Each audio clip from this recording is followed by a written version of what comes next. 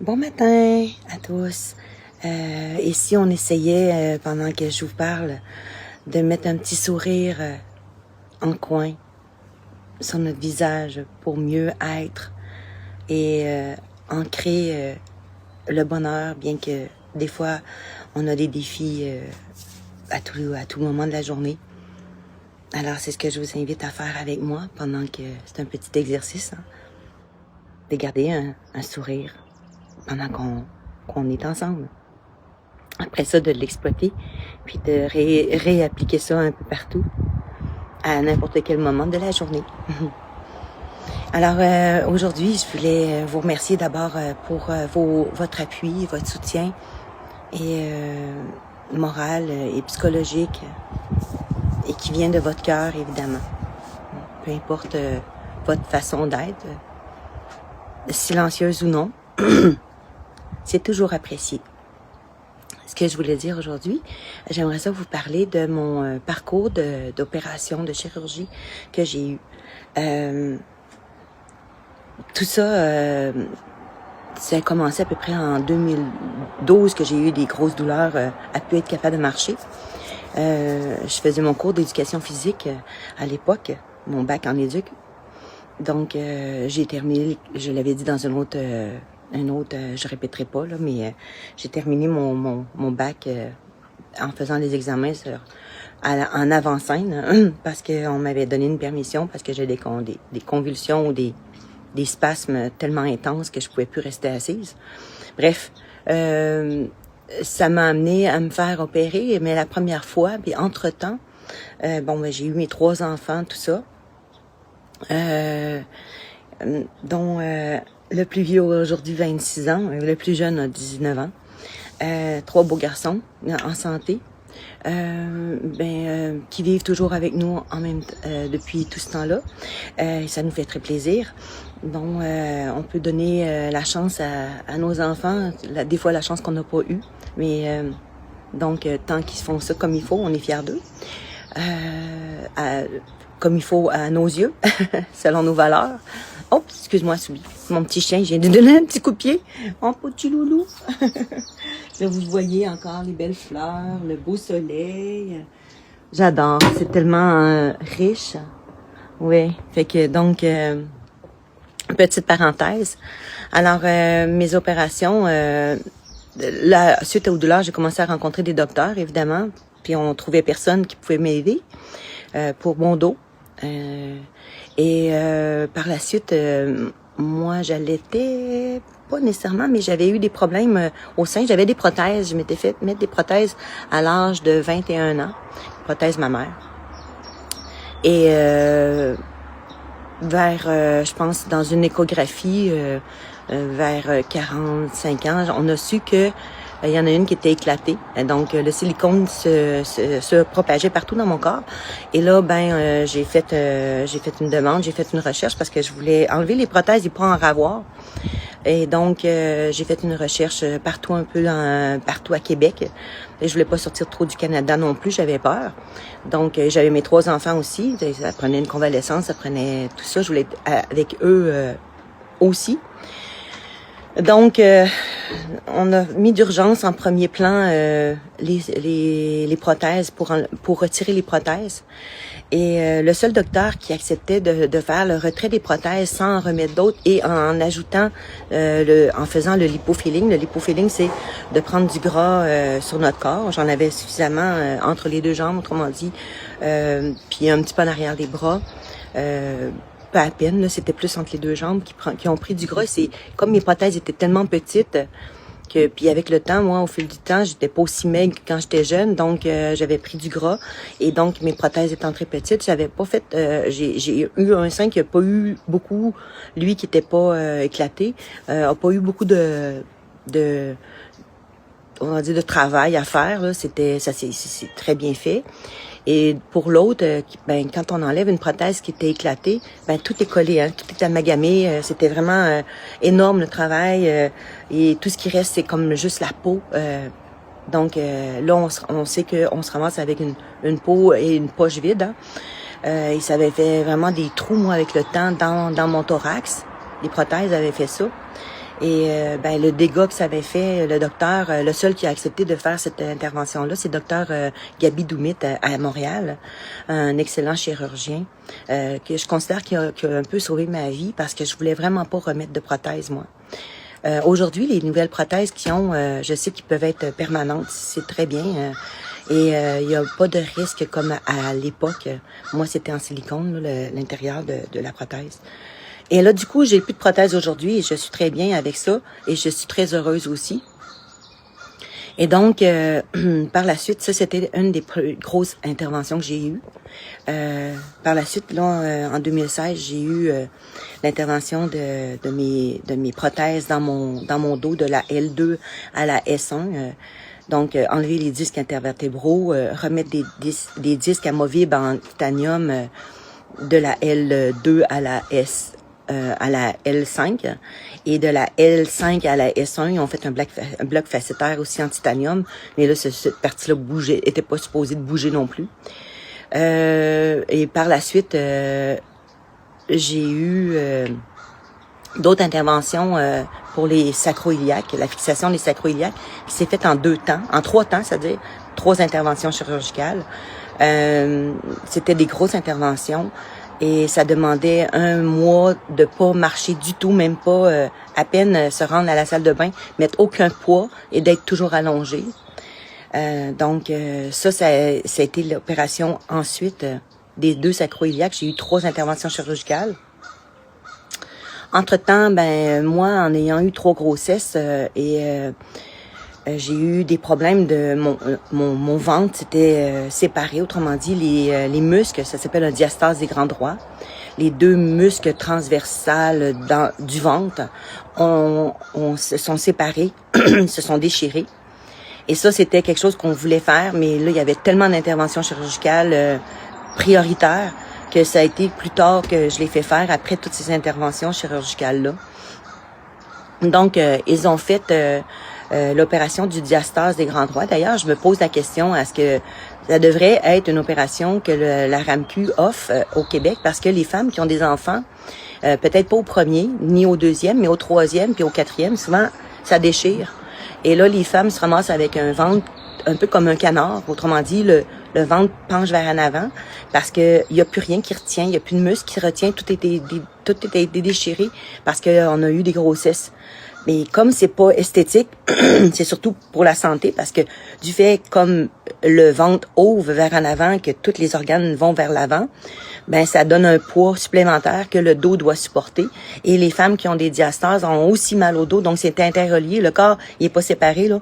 Les parties d'en avant vont avec les parties d'en arrière. Et s'il y a un problème avec les parties d'en avant, ben clairement, il y a un problème en arrière. Donc, moi, je trouve que ça devrait être une opération qui est offerte gratuitement aux femmes. Mais j'ai dû payer au privé pour l'avoir.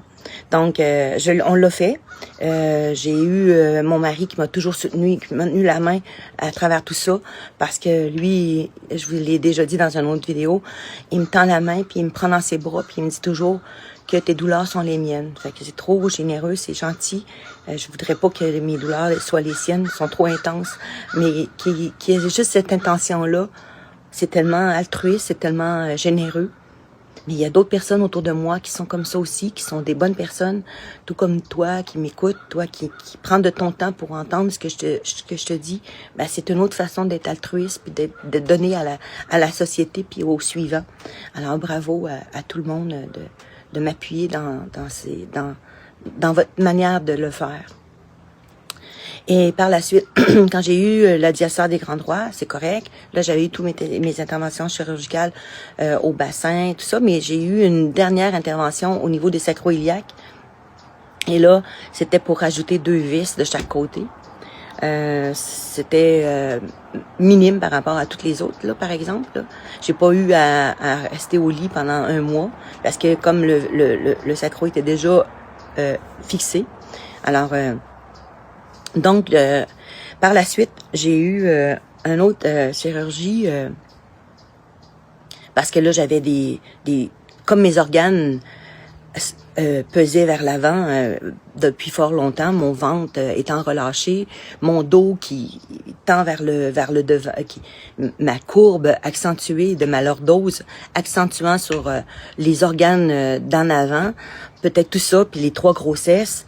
Bon, finalement, j'ai eu un prolapsus des 3 organes principaux de l'intérieur, l'utérus, le rectum, autrement dit, puis la vessie. Donc, on a dû me retirer, autrement dit, dans une autre intervention chirurgicale, l'utérus, mais j'ai gardé mes ovaires. Je vais faire une petite parenthèse sur quelque chose que j'ai appris hier, très heureuse de l'avoir appris. Je vais vous en parler un petit peu sommairement. C'est scientifique, là. On m'a relevé, on a fait une cystocèle puis une rectocèle. C'est un prolapsus, autrement dit, des organes génitaux, dû aux grossesses, tout ça. Il y en a que c'est parce que c'est le vieillissement, mais autrement dit, tous les organes cherchent à sortir vers l'orifice principal, autrement dit, en bas. Donc, c'était vraiment très douloureux pour moi aussi. Tout ça, ça a été quelque chose aussi. Ça a été une grosse intervention, ça aussi. Donc, on m'a relevé la vessie, cystocèle. On m'a relevé le rectum, rectocèle. Et on a enlevé l'utérus, hystérectomie. Et on m'a gardé les 2 ovaires. Et je reviens aux 2 ovaires que j'ai entendu parler, un article hier. Je l'ai lu. J'ai lu l'article et j'étais wow. OK.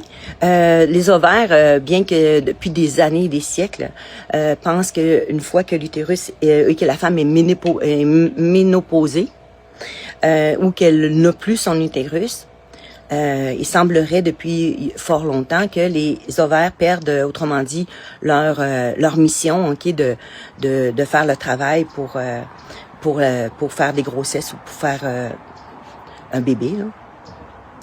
Donc, et là, en vieillissant, la femme, tout ça, c'était comme un organe inutile. Puis hier, en lisant, justement, il y a eu une recherche qui a prouvé l'inverse. Et ça, c'est wow pour les femmes. Qui écoutez bien ça, toutes les filles, là, toutes les femmes, là, même gardez vos ovaires. Vous pouvez vous faire enlever l'utérus si vous voulez. Moi, c'était nécessaire parce que tout était descendu. Et de garder vos ovaires, c'est que les ovaires prennent ont un autre métier à la suite de la ménopause et prennent un autre rôle. Et ce qu'ils font, les ovaires, ils font des anticorps, ils font des antioxydants, ok, donc anti-vieillissement et anti-inflammatoires. Donc, c'est vraiment génial. Les ovaires prennent une autre mission et ça, c'est trop top. Alors, je voulais juste vous le partager. C'est scientifique. Si vous cherchez ça sur Internet, vous allez trouver l'article. C'est scientifiquement prouvé que les organes, les ovaires, prennent un autre rôle.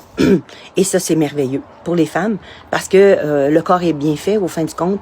Une fois que les ovaires servent plus, soi-disant, à rien, ben ils prennent un autre métier. Donc, c'est très, très génial. Et ben c'est ça, fait que finalement, donc, toutes ces opérations-là, et la dernière que j'ai manqué d'avoir, ben c'était la cryodénervation. Donc, on est rentré en salle d'opération. C'était de brûler les facettes des vertèbres pour enrayer les douleurs ou amoindrir les douleurs de 50% et plus. Et moi, on avait fait un test avec l'orthopédiste et ça n'avait pas été probant.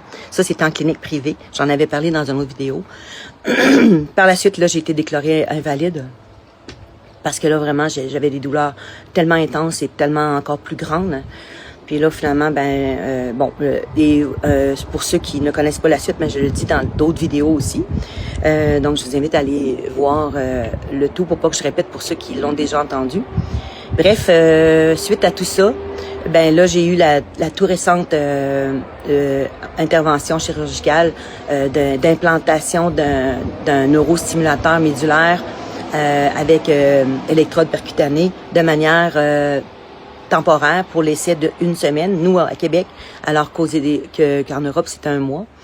Et donc là, je suis à nouveau, j'ai été en convalescence et puis là, je suis à nouveau en attente d'un neurostimulateur, d'une implantation permanente, autrement dit. Bref, c'était mon petit speech que je voulais faire aujourd'hui. Et puis, je voulais vous dire que ce matin, quand je me lève à tous les matins, ceux qui ont déjà vécu des interventions chirurgicales, je l'ai déjà dit dans une autre vidéo, mais la sensation qu'on vit quand on se réveille d'une opération, c'est comme ça que je me sens, moi, quand je me réveille le matin. J'ai mal. Je me lève comme si j'étais pas sûre d'être là. Puis après ça, je me dis, OK, j'essaie de m'étirer. Si j'avais l'impression que je pouvais m'étirer dans une autre ville, j'aimerais tellement ça. J'ai déjà eu avec un chiropraticien un traitement d'élongation discale avec une machine qui élongeait, mais maintenant, j'ai mon inverseur et je l'ai fait certains temps, mais maintenant, j'aimerais le faire, mais ça fait tellement mal. C'est encore pire. Et quand je me relève de mon inverseur, c'est comme si j'avais une parasthésie qui me fait vraiment du mal. Alors, plus ça change, plus c'est pas pareil. Mais c'est ça. Fait que du coup, j'aimerais ça m'étirer le matin. Puis là, après ça, faut que je prenne tout mon courage à 2 mains pour me lever. Puis là, je rencontre tous mes petits animaux comme je fais tous les jours. Et la journée commence à la verticale. Les douleurs s'accumulent et les médications s'alternent pour m'aider à passer à travers ça. Puis aussi les belles petites choses de la vie qui m'aident aussi comme une médication. Puis un partage comme je fais là aussi qui m'aide aussi à une médication douce. Donc c'était ça que je voulais vous partager aujourd'hui. Puis je vais vous dire que je vous tends la main. Puis je suis très contente que vous tendez la vôtre. Merci beaucoup. Bonne journée.